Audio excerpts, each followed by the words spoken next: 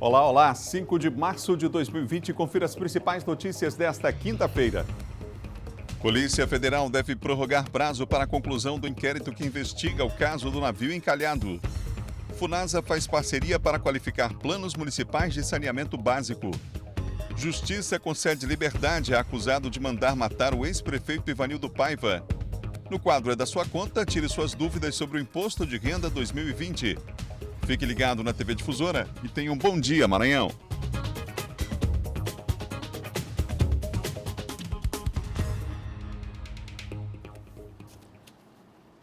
Um ótimo dia para você que nos acompanha pela TV Difusora em todo o estado do Maranhão. Estamos começando o nosso Bom Dia. Os amigos aí em Imperatriz acompanhando a nossa programação na segunda maior cidade do estado, aí na região Tocantina, importante cidade Imperatriz, nos acompanhando ao vivo nesse instante.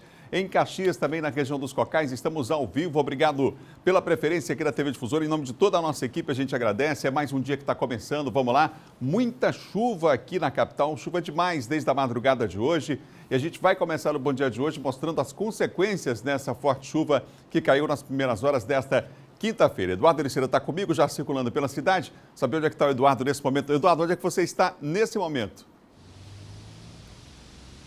Pois é, Adalberto, muito bom dia a você, bom dia a todos que acompanham o Bom Dia Maranhão, uma ótima quinta-feira a todos. A gente se encontra na área Itaquibacanga, bem no acesso aqui à área Itaquibacanga, como você disse, chove neste momento, uma chuva bem fina nesse momento, mas o asfalto está molhado, trânsito complicado e um acidente aconteceu aqui na Avenida dos Portugueses. A gente está bem próximo aqui onde o carro caiu, que é justamente no canteiro central, Adalberto, que é tipo uma vala, né? Uma espécie de vala que passa aqui pelo canteiro central na Avenida dos Portugueses, que é um dos braços da BR-135. A gente não tem a confirmação de como foi esse acidente ou se teve vítimas, mas a princípio a gente conseguiu conversar com uma pessoa que estava indo ao trabalho. Ele estava aqui na parada de ônibus aguardando o ônibus. Ele disse que foi agora há pouco, logo nas primeiras horas da manhã de hoje, por volta aí de 6h30 da manhã mais ou menos, segundo essa pessoa que aguardava o ônibus aqui na parada em frente à Universidade Federal do Maranhão. O acidente aconteceu bem próximo aqui ao prédio da UFMA. Neste momento não está atrapalhando tanto o trânsito por conta que está no canteiro central, né? O carro caiu aqui no canteiro central, vai ser difícil inclusive a retirada dele, mas o trânsito neste momento é complicado por conta do asfalto molhado. E a gente sabe também que aqui na Avenida dos Portugueses, que é um dos braços da BR-135, desde as primeiras horas da manhã, o trânsito já é carregado aqui no acesso à área Itaquibacanga e também as pessoas que deixam a área Itaquibacanga. No acesso, principalmente por conta da área industrial, o distrito industrial que fica localizado aqui na área Itaquibacanga, e também muitas pessoas que deixam a área Itaquibacanga com destino à região central da cidade. A gente chama a atenção, reforça aí os cuidados que se deve ter. Asfalto está molhado, permanece chovendo, choveu muito em boa parte da ilha de São Luís, se não foi em toda. O tempo permanece bastante nublado, o sol tenta sair timidamente, mas o tempo ainda permanece nublado. E neste momento, uma chuva bem fina, pelo menos aqui na área Itaquibacanga, e a gente percebe que o céu está bem nublado para não ocasionar qualquer tipo de situação como essa, qualquer tipo de acidente. Choveu muito em boa parte, não só aqui da ilha de São Luís, mas no interior do estado também. Tem sido um ano de muita chuva esse ano de 2020. No mês de janeiro, por exemplo, em vários municípios, não só aqui na capital São Luís, mas em vários municípios maranhenses, foram registradas médias aí acima de 600 milímetros. Em fevereiro, aqui na grande ilha de São Luís, choveu o equivalente a 443 milímetros. É um índice altíssimo. Como eu disse, em janeiro, no primeiro mês do ano, que não é o mês mais chuvoso, a gente está justamente nos 2 meses mais chuvosos, segundo a média histórica, que é justamente março e abril, e tem chovido bastante agora no mês de março, mas em fevereiro já choveu o equivalente a 443 milímetros, como eu disse, no mês de janeiro, primeiro mês do ano, choveu aí em muitos municípios maranhenses acima de 600 milímetros. Só para se ter uma ideia, nos municípios de Carolina, Chapadinha e aqui na capital São Luís, choveu mais de 500 milímetros. São índices altíssimos. Continua chovendo, como eu disse, em boa parte do estado. A gente vai acompanhar, por exemplo, agora uma reportagem que foi preparada por nossa equipe de reportagem no município de Imperatriz, que é a segunda maior cidade aqui do estado do Maranhão. Por lá, as chuvas também têm ocasionado aí muitos transtornos. Vamos acompanhar na reportagem. Correnteza forte. É como se o riacho Bacuri, que passa ao lado, tivesse se mudado para a Rua Alvorada. O volume de água descendo na direção do riacho continuou assim cerca de 10 horas depois que a chuva parou. No cruzamento das ruas Simplício Moreira e Euclides da Cunha, ainda no bairro Bacuri, a água saía em grande quantidade das galerias e alagou 2 quadras. Alguns condutores trafegaram na contramão para escapar de ruas alagadas. Difícil foi se livrar da buraqueira. Na rua Dom Pedro I, quem não tinha opção de outro caminho, encarou muita água, no local onde o asfalto foi arrancado em alguns pontos. Saindo da região mais próxima ao centro, no Parque Alvorada 2, mais famílias foram abrigadas nesta igreja evangélica. O carro da Defesa Civil foi buscar nós lá cedo. Porque ontem não tinha como vir mesmo, de noite, já era tarde da noite. Diz que dentro de casa, Antônio, só tinha o aparelho de TV e a cama. A cama não é lá essas coisas não, mas se perder não tem problema também mais não. E o aparelho de TV? Só a televisão mesmo. Ficou pra trás? Ficou lá, empedurado. O bom humor da Antônia, que está grávida de 6 meses, não esconde o susto que ela, o marido e os 2 filhos, de 5 e 1 ano, passaram na noite anterior. No abrigo, eles se juntaram a mais 3 famílias e receberam a atenção da equipe do CRAS. Mais tarde, a família dela foi transferida para outro abrigo, na Igreja Católica, no mesmo bairro, onde encontramos o Monteiro, com o filho, a filha e os bichinhos de estimação. Esse ano, ele ignorou o perigo e alugou uma casa por R$ 250, no local onde no ano passado ajudou a socorrer vítimas do alagamento da região do Parque Alvorada. Amanhã é seguir a vida de novo, né? Deixar as coisas aqui e trabalhar, entendeu? Para dar sustento para meus filhos e tentar ver se consigo alguma coisa para alugar uma casa em outro lugar ou ver o que eu vou fazer de agora para frente. Mas sem desanimar, é o mais importante. E a preocupação de quem mora próximo a locais prejudicados como este aqui aumenta a cada instante, principalmente quando a chuva dá sinais que está chegando de novo. Nem todo mundo, claro. Tem gente que aproveita para pescar. Pois é, Adalberto, você vê a situação aí da chuva ocasionando problemas aqui na capital São Luís, também no interior do estado, como no município de Imperatriz. E tem chovido em todo o estado do Maranhão e vai continuar chovendo, pelo menos essa aí é a previsão climatológica. Adalberto, a gente vai mostrar um detalhe aqui do acidente que aconteceu, como a gente fez na nossa primeira participação. Olha a situação do pneu traseiro aqui. Eu pedi para o nosso repórter cinematográfico, José Antônio Teixeira, mostrar. Olha a situação do pneu traseiro. Está bem careca, né? Esse é o pneu traseiro aqui do veículo que acabou se acidentando. Está bem careca o pneu traseiro, como a gente pode acompanhar nas imagens. A gente não sabe, claro, o motivo do acidente, só a perícia vai comprovar, mas já se sabe, tem certeza aí, como dá para comprovar, que o pneu traseiro está bem careca do veículo que acabou se acidentando e também chovia no momento. A gente sabe que pneu careca e asfalto molhado não combinam. É uma combinação super perigosa e pode ocasionar acidentes como este que aconteceu. Chove ainda neste momento, chuva bem fininha, tempo nublado, trânsito está um pouco menos carregado agora, mas a gente lembra, o asfalto permanece molhado. A gente chama a atenção em várias partes aqui da ilha de São Luís, no município de São Luís, também em toda a região metropolitana, a gente chama a atenção. A gente acompanhou agora há pouco, antes de deixar a redação, Adalberto, inclusive, há pontos de lentidão na Grande Ilha. Na estrada de Ribamar, por exemplo, é o ponto de maior lentidão. A gente já identificou isso a partir do mapeamento que a gente fez ainda na redação da TV Difusora. Então, quem for andar por este momento, quem for trafegar por este momento na estrada de Ribamar, vai encontrar lentidão. Em outros trechos não há lentidão, mas o asfalto permanece molhado, pelo menos que a gente já pôde acompanhar. Asfalto molhado, as pessoas, claro, têm que redobrar a atenção, dirigir com mais cuidado para evitar acidentes. A gente volta com você, Adalberto. Obrigado, Eduardo. Daqui a pouquinho você volta de outro ponto da cidade falando ao vivo com a gente aqui no Bom Dia. É o nosso Eduardo Alessandra trazendo sempre informação para você ligado com a gente no Bom Dia Maranhão. E a gente começou o programa falando sobre chuva, falando sobre o tempo aqui na capital, não é? E os transtornos na região tocantina também. A gente vai conferir agora então como é que vai ficar o tempo para hoje, como é que vai ficar o tempo para essa quinta-feira, nessa parceria que temos com o LabMédica, Laboratório de Meteorologia da UEMA. Vem comigo que no nosso mapa já temos aqui São Luís, Imperatriz e Caxias. Em São Luís predomina céu parcialmente nublado, com chuva ocasional isolada, mínima de 24, máxima de 31 graus. Em Imperatriz, na segunda maior cidade do estado, céu parcialmente nublado, céu passando de nublado a parcialmente nublado e chuva ocasional isolada de manhã e também no horário da noite lá em Imperatriz, em mínima de 23, máxima de 34 graus. Em Caxias predomina céu parcialmente nublado, com chuva ocasional isolada de madrugada, de manhã e no horário da tarde também. Por lá, mínima de 23, máxima de 31 graus. Mais 3 cidades aqui no nosso mapa, parceria com a Universidade Estadual do Maranhão, Zedoca, Bacabal e também a cidade de São Bento. Em Zedoca, tempo nublado a parcialmente nublado, com chuva ocasional isolada de madrugada, de tarde e à noite. 21 é a mínima, 32 a máxima. Agora vamos para a cidade de Bacabal. Em Bacabal, céu parcialmente nublado, chuva ocasional isolada de tarde e também no horário da noite. Lá em Bacabal, a mínima 25, a máxima 33 graus. Em São Bento, na Baixada Maranhense, um abraço amigos que nos acompanham em São Bento, Céu parcialmente nublado e chuva ocasional isolada à tarde. Mínima de 24, máxima de 30 graus. São 7 horas e mais 10 minutos. Abraçar os amigos lá em Coroatá também. Audiência máxima da Difusora na cidade de Coroatá. O pessoal acompanhando a gente aqui, acompanhando a nossa programação. São 7 horas e mais 10 minutos, 7h10. Olha, deve ser prorrogado o prazo para a conclusão do inquérito da Polícia Federal que investiga o caso do navio encalhado na costa maranhense. A Marinha do Brasil apura se houve mudança de rota no trajeto por parte do comandante da embarcação.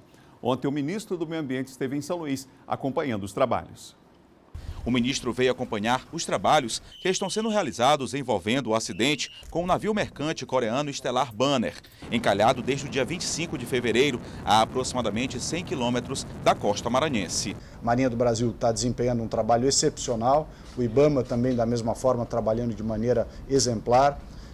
Até o momento, tanto a Vale quanto a proprietária do navio envidando todos os esforços e atendendo todas as demandas, mas nós seguimos nesse alinhamento para que tudo seja feito da melhor forma possível e com a maior brevidade dentro dos padrões de segurança. São 3.400 toneladas de óleo no navio, carregado com mais de 300 toneladas de minério de ferro. O ministro confirmou que cerca de 300 litros de óleo que entraram em contato com a água após o acidente foram dissipados. As autoridades confirmam que não haverá mais o vazamento de óleo e minério de ferro para a água. Mesmo assim, medidas preventivas já foram e estão sendo tomadas, como a colocação de barreiras. O material deve ser retirado do navio entre os dias 8 e 10 deste mês. Desde que aprovado o plano de retirada de óleo dos cerca de 3.400 toneladas de óleo que estão no tanque do navio. Então, primeiro se apresenta um plano para retirada, com toda a cautela necessária para que seja feito esse transbordo do óleo para o navio que vai retirá-lo. Aprovado esse plano, inicia-se o procedimento. A Marinha confirmou que 6 mergulhadores já iniciaram os trabalhos para avaliar as avarias causadas à embarcação por conta do acidente. Além disso, robôs aquáticos também estão sendo utilizados. Para que possamos delinear, né, o que ocasionou, qual a extensão da avaria que ocasionou essa colisão, né, o que aconteceu com o navio, que houve essa entrada de água no navio, não sabemos ainda o quantitativo de água, estamos investigando. Então estamos lá com mergulhadores no local e também estamos utilizando de outros recursos, né, a parte de robôs subaquáticos, né, que fazem o mergulho também. O senhor consegue operar esses robôs e visualizar as imagens, o estado do casco naquele momento. Após a coletiva, o ministro Ricardo Salles deixou o complexo do Genipapeiro para fazer um sobrevoo nas proximidades da área onde o navio permanece encalhado. Logo depois, ele retorna a Brasília, onde deve discutir a situação com outros ministros, a exemplo do de Infraestrutura, Tarcísio Freitas. Além da responsabilidade ambiental, também está sendo investigado um possível procedimento irregular por parte do comandante do navio, como desvio de rota, por exemplo. Existem rotas, né, pré-estabelecidas no canal ali do porto, então qualquer desvio ali já vai gerar uma responsabilidade. O que a Marinha está apurando é que se houve, de fato, essa mudança no trajeto, fez alguma omissão ou alguma conduta nesse sentido, isso vai ser apurado pela Marinha. Não é um crime propriamente dito, né? As responsabilidades são outras, não é um crime que a Polícia Federal apura, né? Que seja bem esclarecido. São 7 horas e mais 13 minutos, 7h13, é hora de conferir o nosso giro de notícias. O plenário do Congresso Nacional manteve nesta quarta-feira o veto do presidente Jair Bolsonaro a 3 itens do projeto de lei de conversão da medida provisória que instituiu o programa Médicos pelo Brasil. Um dos trechos vetados por Bolsonaro em dezembro do ano passado permitia a instituições privadas de educação superior revalidarem, no âmbito do programa de revalidação, o diploma de médicos formados no exterior. Com o veto de Bolsonaro, apenas instituições públicas de ensino mantêm a prerrogativa de revalidação. Os Correios começaram a oferecer um novo serviço aos consumidores, intitulado Entrega no Vizinho. Segundo a companhia, o objetivo é que, na ausência ou impossibilidade de receber um pacote, a entrega possa ser feita na casa vizinha, onde o destinatário original poderá fazer a devida retirada em momento mais oportuno. A novidade depende da adesão do usuário, que poderá apontar o endereço vizinho como uma via alternativa de entrega, ou seja, a medida não será tomada deliberadamente pelo entregador. Apenas mediante orientação do consumidor é que seu pacote será entregue na casa ao lado. De acordo com a Secretaria de Estado de Segurança Pública do Maranhão, os homicídios tiveram uma queda de 17% durante o mês de fevereiro deste ano em São Luís e municípios da região metropolitana. Foram 20 casos de homicídios em fevereiro deste ano, contra 24 em 2019. Segundo a Secretaria de Segurança, quando comparado com o mês de janeiro, há uma queda de 29%, onde foram registrados 28 casos. São 7 horas e mais 15 minutos, 7h15. Daqui a pouco, depois do intervalo, tem Silvão Alves atualizando os principais assuntos da área de segurança aqui no Bom Dia para você. Em Caxias, católicos renovam a fé, mantendo a tradição da Via Sacra no período da Quaresma. Vamos ver na reportagem de Edinaldo Nascimento.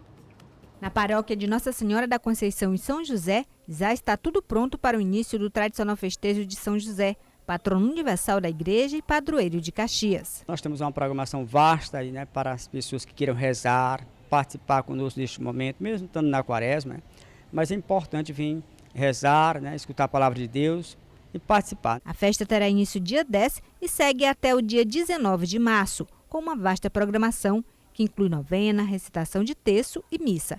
Este ano, o festejo terá um diferencial que tem relação com o santo homenageado.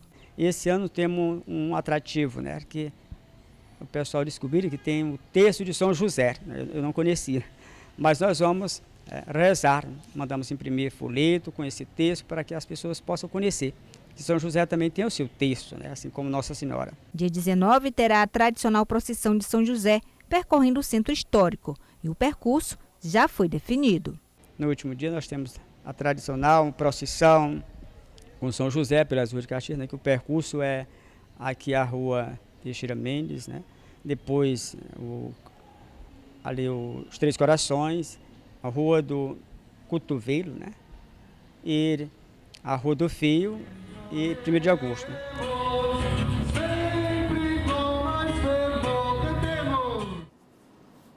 Festejo tradicional lá em Caxias, reportagem da nossa Lina Medeiros lá em Caxias, acompanhando aí o período da Quaresma, em especial os festejos aí de São José, festa tradicional lá na região dos Cocais, não é? No próximo bloco, Justiça concede liberdade acusado de mandar matar o ex-prefeito de Davinópolis. E mais, as novidades do Imposto de Renda 2020. No estúdio acompanha uma entrevista com o vice-presidente do Conselho Regional de Contabilidade. Nós voltamos já já, são 7 horas e mais 17 minutos em todo o Maranhão.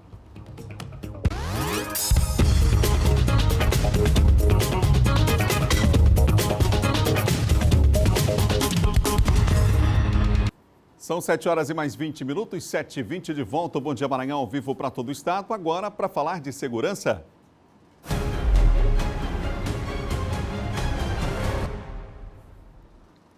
Está comigo o Silvão Alves e a gente começa, Silvão, falando sobre essa decisão da Justiça de colocar em liberdade provisória o acusado de mandar matar o ex-prefeito de Davinópolis. Bom dia. Exato. A decisão que beneficia o Rubem Firmo, que é o ex-vice-prefeito lá de Davinópolis e que estava preso desde novembro de 2018, ele seria o principal envolvido, que seria o mandante, né, do assassinato do ex-prefeito Ivanildo Paiva. Ela acaba beneficiando as outras 4 pessoas, inclusive 2 policiais militares, um do Pará e outro do Maranhão, que estavam presos, sendo apontados como os executores do crime, e beneficia também, ao todo são 5 pessoas, com o Rubem Firmo, o Rubem Lava Jato, são 5 pessoas que acabam ganhando liberdade. No entanto, de acordo com a denúncia apresentada contra eles pelo Ministério Público, eles deverão todos sentarem no banco dos réus, ou seja, eles vão a júri popular numa sessão que deve ser marcada ainda no decorrer desse ano de 2020. Como todos sabem, uma investigação que foi feita, o ex-prefeito lá de Davinópolis teria sido assassinado a mando e com a participação do ex-vice-prefeito, em função de não ter, segundo ele, cumprido, né, determinados acordos que foram feitos, né, no momento em que eles fizeram a campanha eleitoral que levou os dois à prefeitura lá de Davinópolis. Você teve acesso à alegação do juiz em relação a essa... O juiz alegou que por serem réus primários, porque não tinham condenações anteriores, né, ter bons antecedentes, aquela regra que diz que eles podem perfeitamente aguardar o resultado da liberdade. Ainda determinou que todos os 5 acusados que estão em liberdade agora, que eles passem a ter o monitoramento de tornozeleiras eletrônicas.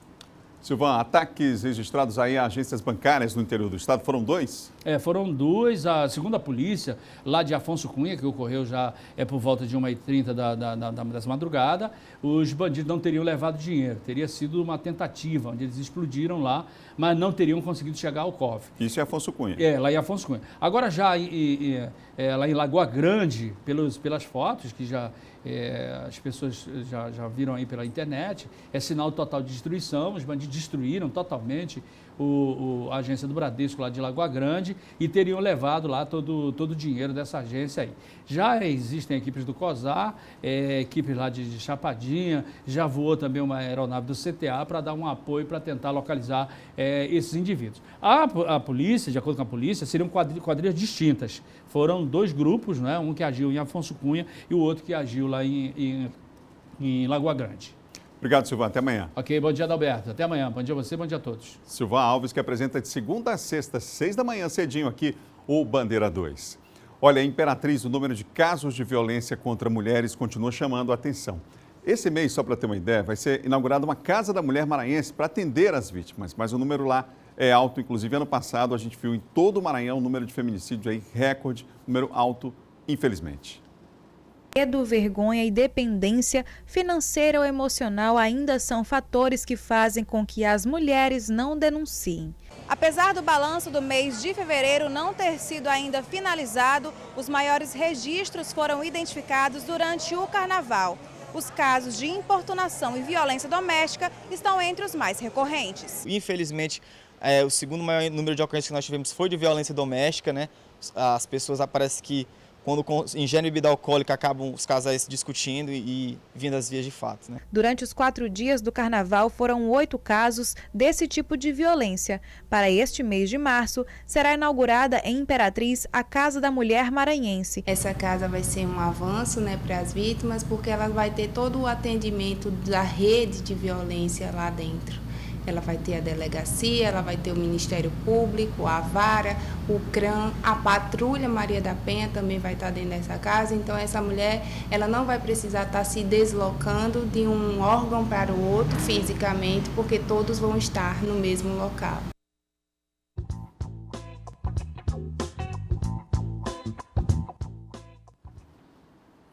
E hoje no quadro É da Sua Conta, a gente fala sobre imposto de renda. A Receita Federal espera receber este ano 32 milhões de declarações do Imposto de Renda 2020. Somente no primeiro dia de recebimento das declarações, mais de 370 mil documentos foram enviados. O prazo para entrega termina, você sabe, no final do mês de abril, mas é bom o contribuinte ficar atento e não deixar para entregar a declaração em cima da hora.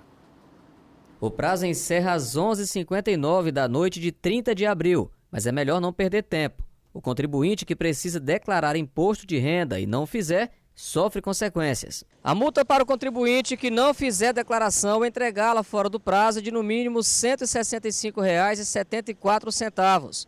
Já o valor máximo corresponde a 20% do imposto devido. O tributo é cobrado anualmente pelo governo federal. O cálculo é sobre os ganhos de pessoas e de empresas, e cada contribuinte paga de acordo com os rendimentos declarados. Esse ano, a Receita Federal está com uma novidade que eles prometeram o ano passado e não conseguiram cumprir. Nós estamos esperando que esse ano ele cumpra, que é, você com o certificado digital, você vai receber a sua declaração pré-impressa. Lógico que essa situação é uma situação bem específica de quem tem certificado digital, de quem entregou corretamente a declaração no ano passado, e a Receita já vai mandar com todas as informações que constam. Você tem que ter bastante cuidado, juntar toda a sua documentação, e essa documentação não é você preocupar com ela hoje, não. Hoje você tem que se preocupar com a declaração para o ano que vem. Mas todos esses documentos do ano passado, você já vai ter que ter guardado eles aí. Ele faz uma observação para quem teve empregada doméstica no ano de 2019 e vai declarar imposto de renda. Esse ano nós temos uma outra novidade que é ruim para o contribuinte, que é aquela situação, se você teve empregada doméstica durante o ano de 2019, esse ano você não vai poder descontar na sua declaração de imposto de renda o valor do INSS sobre essa empregada doméstica. Então, essa é uma situação ruim do que aconteceu nos anos anteriores. Mas isso já estava com tempo previsto para acontecer. Ela iniciou em 2006 e o término era em 2019, para a declaração entregue em 2019. Para falar mais sobre o assunto, eu recebo aqui no estúdio o vice-presidente do Conselho Regional de Contabilidade, João Conrado. Bom dia. Bom dia, Ana. A gente viu na reportagem algumas alterações em relação a esse ano de 2020, mas o que o senhor pontuaria mais em relação a essas mudanças desse imposto de renda desse ano, professor? Bem, uma das mudanças principais é que a Receita Federal começa a disponibilizar um arquivo com a declaração pré-preenchida. Então, o contribuinte pode entrar no site da Receita Federal, na área ECAC, e baixar essa declaração e ele já ganha um bom tempo com esses dados. É importante frisar que, na medida em que a declaração já vem pré-preenchida pela Receita Federal, a gente percebe que cada vez mais a Receita Federal está se aparelhando para saber tudo a respeito dos nossos rendimentos e pagamentos. Eu creio que no curto prazo, em poucos anos, a gente apenas vai homologar essa declaração. Esperava-se aí, mais uma vez, a correção da tabela em relação ao imposto de renda, né? Mas não aconteceu.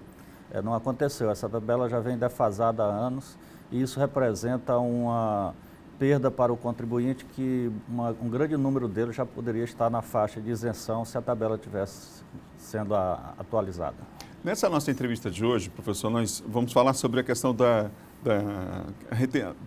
malha fina, né? Então, aí há um número dado pela própria Receita Federal informando que 700.221 declarações estavam retidas da malha fina devido à inconsistência nas informações. Isso aí representa cerca de 2,13%, quer dizer, está na média dos anos anteriores também, mas aí tem as razões, os motivos, né? A omissão de rendimentos do titular ou de seus dependentes, 35,6%. Geralmente isso aqui é um erro ou, de fato, pode dizer que o contribuinte às vezes tenta ali driblar o leão, mas que cada vez está mais feroz?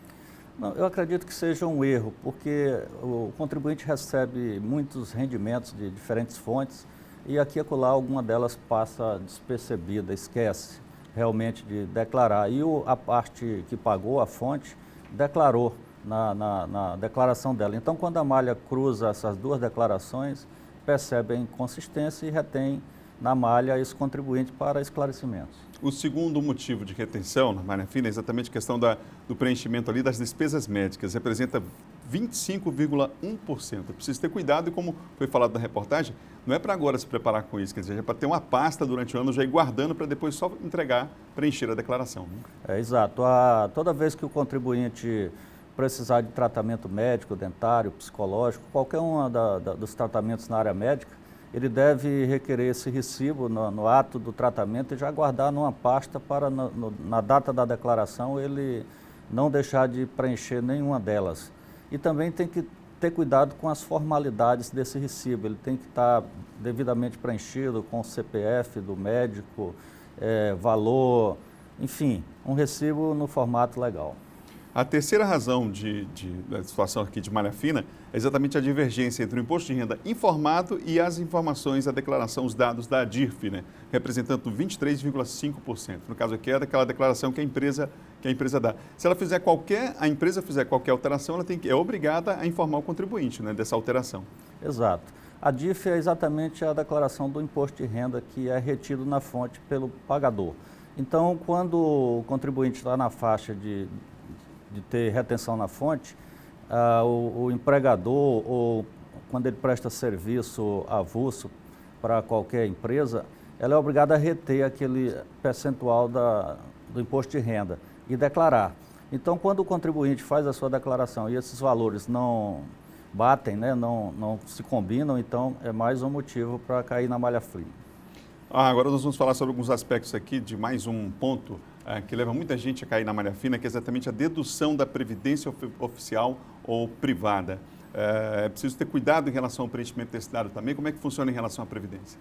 A previdência oficial, ela já vem na declaração de renda da fonte pagadora. Então, é só uma informação que você coloca no campo específico.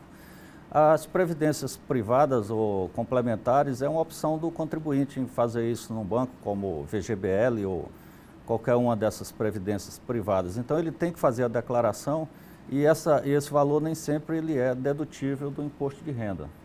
Então, mas ele é obrigado a declarar, assim como é obrigado a declarar aluguel e outros gastos que não são dedutíveis, mas que alimentam a base de dados da Receita Federal. Agora, quanto à questão dos dependentes, né? Às vezes acontece do casal, por exemplo, por engano, por falta de informação, acabar preenchendo ali o mesmo dependente nas duas declarações. Isso não é possível, né? Não, não é possível. Quem deve declarar o dependente é o marido ou a mulher, no caso do casal, que tem a guarda do filho. Se é um casal que não é separado, mas cada um faz a sua declaração independente, um dos dois deve optar por declarar o dependente. Pensão alimentícia, mudou alguma coisa, não? Não, não mudou. A pensão alimentícia continua sendo declarada e só a única informação que a gente deixa é que quem declara tem que ter essa documentação legal de que paga essa pensão. Pela sua experiência, professor, no dia a dia lidando com essa questão do imposto de renda, que outro aspecto o senhor destacaria desse ano de 2020 para que o contribuinte fique atento e evite erros que são comuns nesse preenchimento, nessa declaração? Bem, o contribuinte deve estar muito atento a toda a documentação que ele tem que deixar guardada para a possibilidade dele cair na malha fina.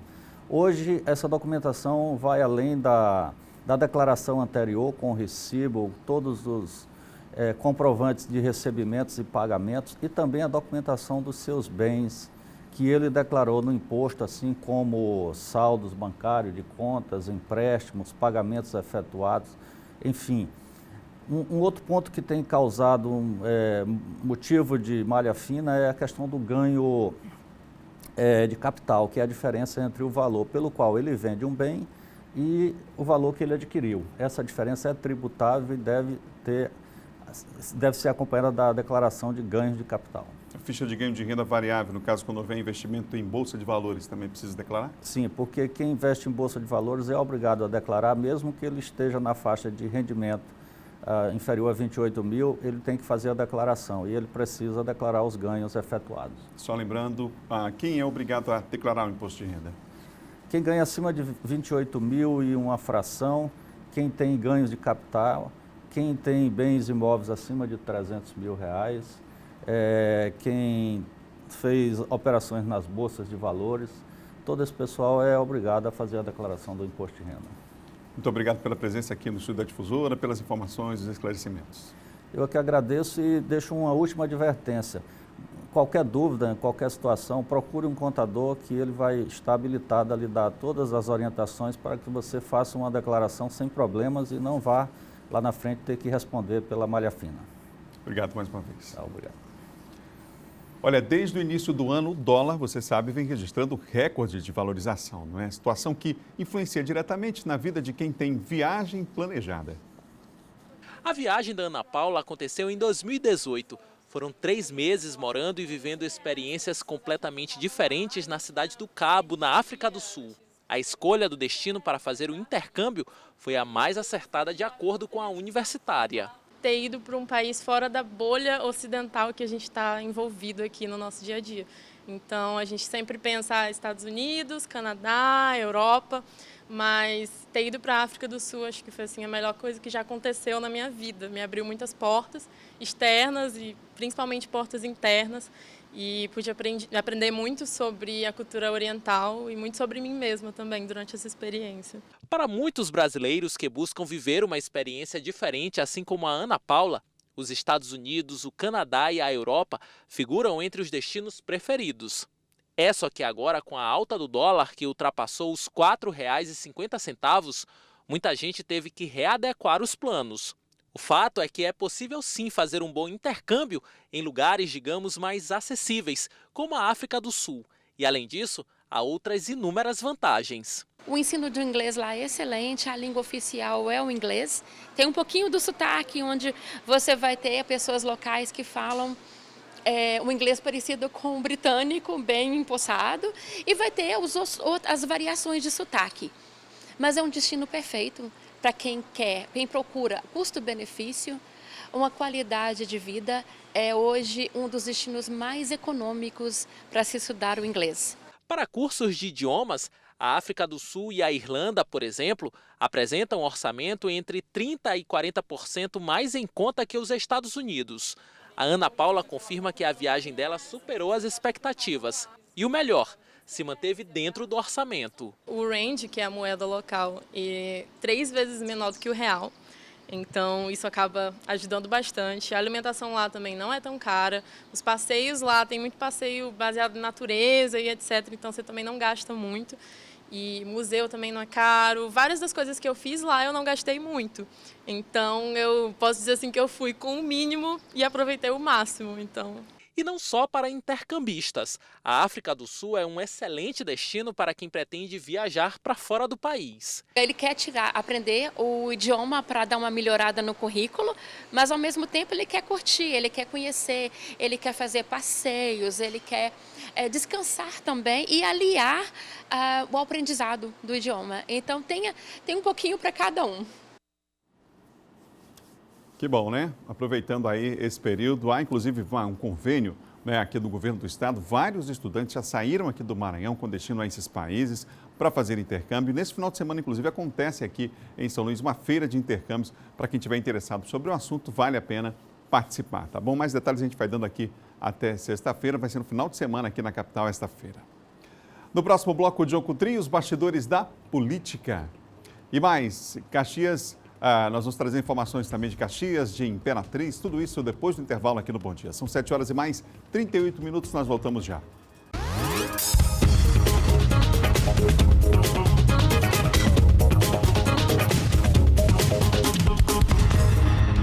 São 7 horas e mais 41 minutos, de volta ao vivo Bom Dia Maranhão para todo o estado aqui pela TV Difusora. Olha, mesmo considerado crime, o registro de trotes é recorrente na capital e acaba atrapalhando aí os atendimentos da polícia, né? Essa semana, um boato de assalto com reféns em um supermercado viralizou nas redes sociais.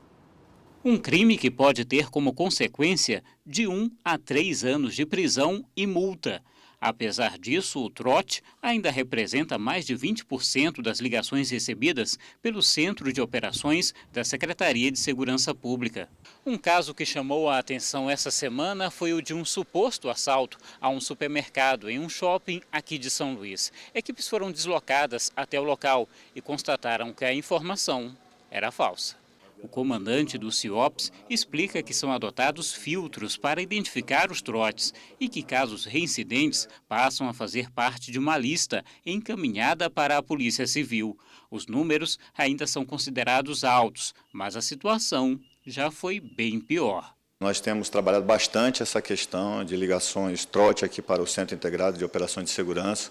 O patamar já esteve mais elevado, mas no começo desse ano 2020 está estabelecido próximo de 22%, né? E a gente alerta a população que trata-se de um crime.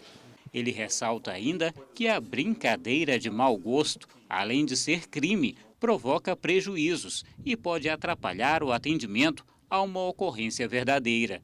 E os resultados podem ser bastante graves. Sendo que tem outra ocorrência verdadeira necessitando da presença policial e ela atrasa por conta desse trote que foi passado. Então, a gente alerta a população que isso é um crime, que não deve proceder dessa forma, né? Nós queremos auxiliar a população no atendimento mais rápido das ocorrências.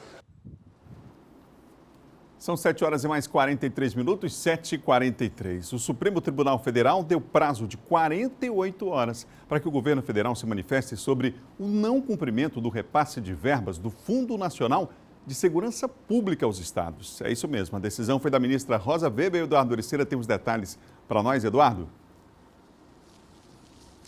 Pois é, Adalberto, já é a terceira decisão favorável, a segunda, inclusive, da ministra Rosa Weber, que deu esse último parecer favorável aos estados em relação à questão do contingenciamento dessa verba, como você disse, Adalberto, relacionada ao Fundo Nacional da Segurança Pública. É a terceira decisão do Supremo Tribunal Federal favorável aos estados.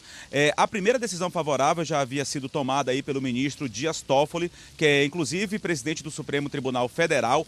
A própria ministra Rosa Weber deu uma segunda decisão favorável favorável e agora um terceiro parecer favorável também da ministra Rosa Weber com uma mudança. Nessa terceira decisão da ministra, segunda da ministra Rosa Weber, terceira decisão do Supremo Tribunal Federal favorável aos estados, ela também cobra, além do descontingenciamento dessa verba que ficou retida para o Fundo Nacional da Segurança Pública, que deve ser repassado aos estados, ficou retida pelo governo federal, ela cobra explicações por parte do governo federal do não cumprimento da decisão judicial, da decisão do Supremo Tribunal Federal. Ela faz essa cobrança que seja divulgada aí, seja repassada pelo governo federal em um prazo até de 48 horas e que seja feito também esse descontingenciamento. Vale lembrar que foi cerca de 65% da verba, o que gira em torno aí de aproximadamente 1,14 bilhão, quer dizer, 1 bilhão e 14 milhões de reais, esse dinheiro que deve ser repassado aos estados. Essa ação, toda essa discussão, esse debate, teve início ainda de dezembro do ano passado.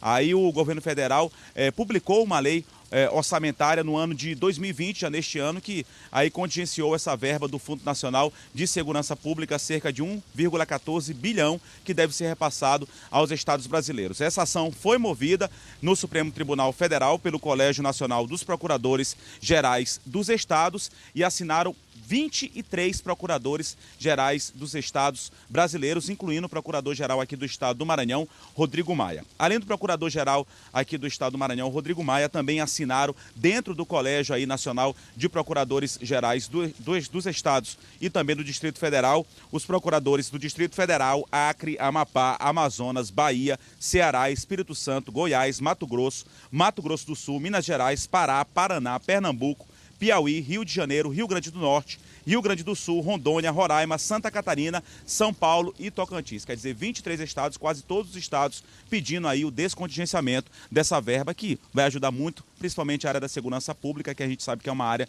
complicada para os estados brasileiros em todo o país. Agora, Adalberto, só para finalizar, voltando a falar sobre a questão da chuva, chove ainda aqui na capital São Luís, permanece o trânsito lento na estrada de Ribamar. A gente falou sobre esse tema na nossa primeira participação aqui no Bom Dia Maranhão, por conta de um acidente.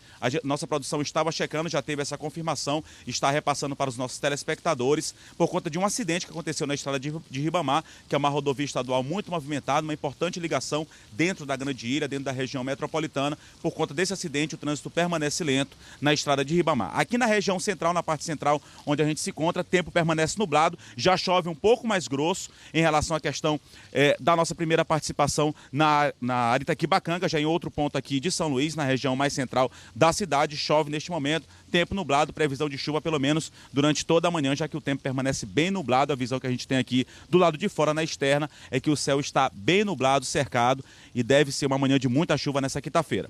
A gente volta com você, Adalberto, desejando uma ótima quinta-feira a você e a todos que acompanham o Bom Dia Maranhão. Obrigado, Eduardo. Bela imagem aí, você tem na Praça Maria Aragão, nesse momento, muita chuva aqui na capital, né, gente? Chovendo demais, já desde a madrugada de hoje aqui em São Luís.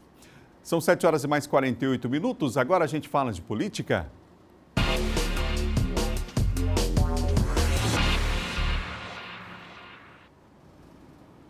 Comigo, John Coutrin. John, bom dia para você. Bom dia, Alberto. Bom dia a todos. A gente falava ainda há pouco do contingenciamento de verbas do fundo aí, né, da segurança para os estados, e a Comissão de Constituição e Justiça do Senado, John, aprovou ontem o substitutivo da proposta de emenda à Constituição que permite ao governo usar para outras finalidades o dinheiro atualmente retido em fundos infraconstitucionais aí, vinculados aí à área específica. O relatório aprovado traz mudanças em relação ao texto original. Uma delas busca resguardar fundos que foram criados por lei, mas que têm obrigações constitucionais, ou seja, que foram criados aí para operacionalizar vinculações de receitas estabelecidas pelas constituições ou pelas leis orgânicas dos entes federados, né?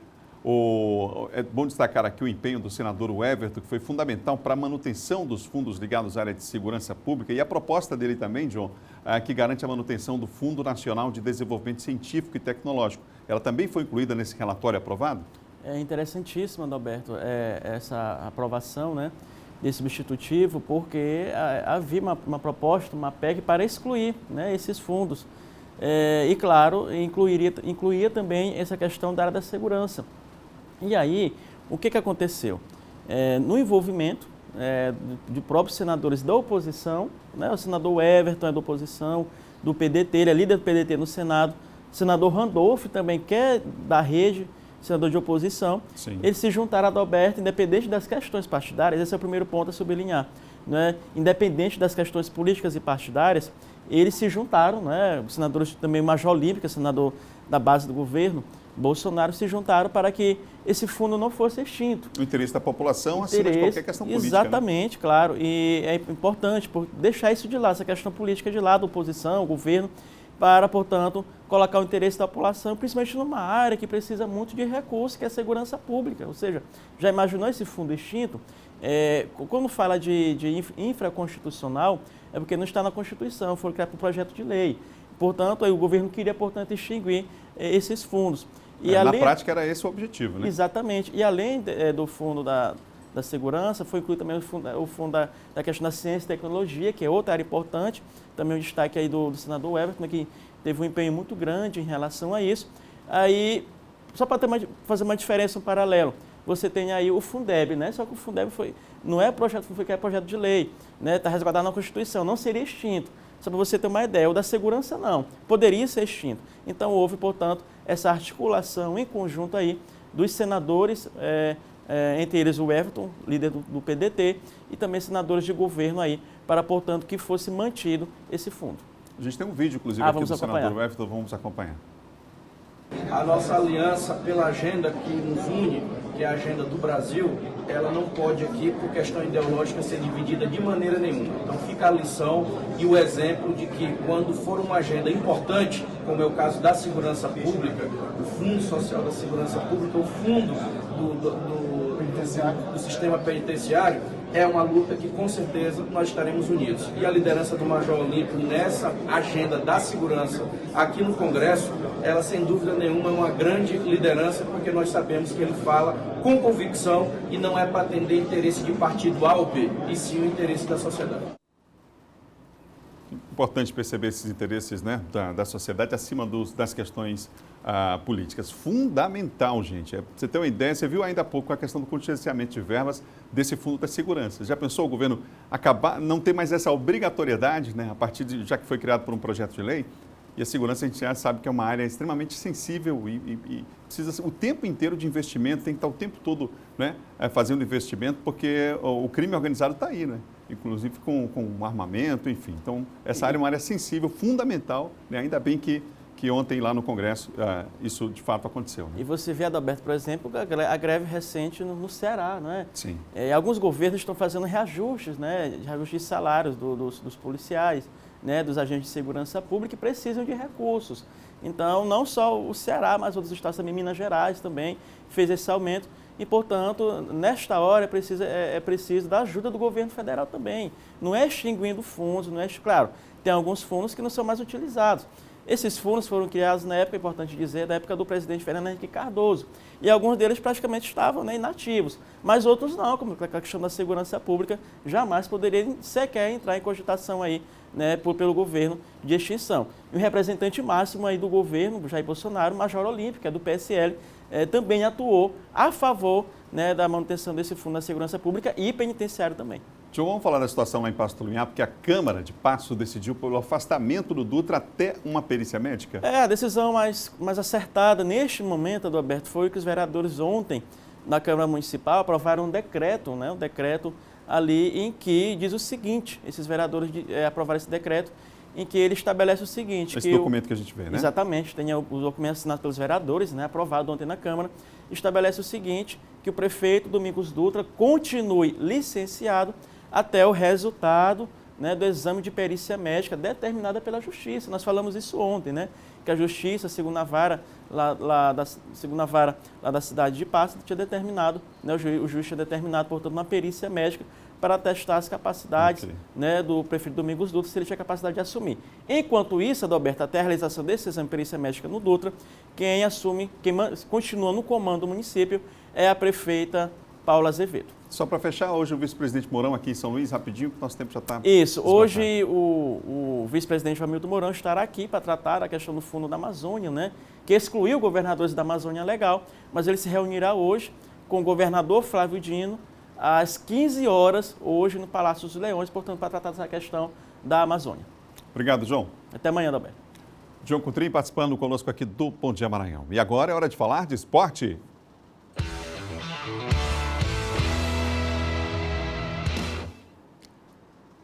A bola rolou pela Copa do Nordeste, gente. O Náutico foi até o estádio Rei Pelé, em Maceió, e derrotou o CRB de virada por 3-2 em jogo válido pela 6ª rodada da fase de grupos.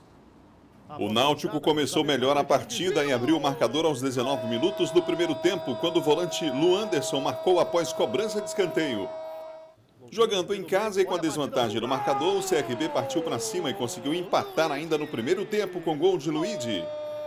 Aos 22 da etapa final, o time alagoano chegou a virar com Rafael Longini.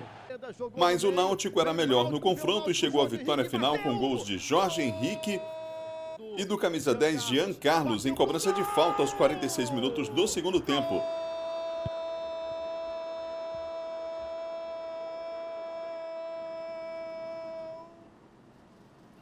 Bom, e com esse resultado, a equipe pernambucana assume a vice-liderança do Grupo B, enquanto o time de Alagoas permanece na 6ª posição do Grupo A. Na próxima rodada da competição, o Náutico recebe o Fortaleza, enquanto o CRB vai até Aracaju enfrentar o Confiança. Vale lembrar que sábado tem Copa do Nordeste por aqui. O clássico é Sport Santa Cruz, com transmissão ao vivo da sua TV Difusora. Pela segunda vez está sendo realizado em Imperatriz o Festival de Flores de Olambra, uma oportunidade dos imperatrizenses de conhecer de perto a variedade de espécies cultivadas na cidade paulista, maior produtora de flores do Brasil. De Olambra até Imperatriz são 48 horas de viagem. Longe, mas vale a pena. Um pouquinho da cidade das flores em terras maranhenses. Eu vi falar que ia ter esse feirão, né, aqui de plantas. Até que eu vim olhar também se tem plantas frutíferas. E aí o interesse mais é nas frutíferas. Tem plantas de ornamentação e frutíferas também. A Romã está aí para comprovar. São tantas cores, cheiros, espécies, formas e modelos que, se deixar, vai o dia todo assim, em um estado de contemplação. Muito lindas, muito. Se pudesse levar todas, eu levava. As flores de Olambra são responsáveis pela movimentação de 30% das vendas em todo o Brasil. Esta é a segunda vez que o Festival de Flores e Plantas acontece na cidade. Quando nós fizemos a primeira edição, no mês de abril do ano passado, então nossos clientes tiveram muitos pedidos e sugestões. Então a gente pegou essa base para poder formar uma segunda edição. Mas dessa vez a gente quis fazer um pouquinho mais cedo. Para esta edição foram 150 espécies de plantas, mas sempre tem uma que é a mais querida dos consumidores. E desta vez as orquídeas cativaram todo o público. As orquídeas Cattleya, nas cores amarelo e roxo, chamam a atenção, mas o favoritismo foi para a orquídea Wanda. As preferidas porque são diferentes, cheias de charme, como esta na cor lilás, ficam suspensas, com as raízes expostas. Fora essas, tem também as bromélias, nepentes carnívoras, tem de tudo um pouco, disponível até o dia 10 de março na Praça Brasil.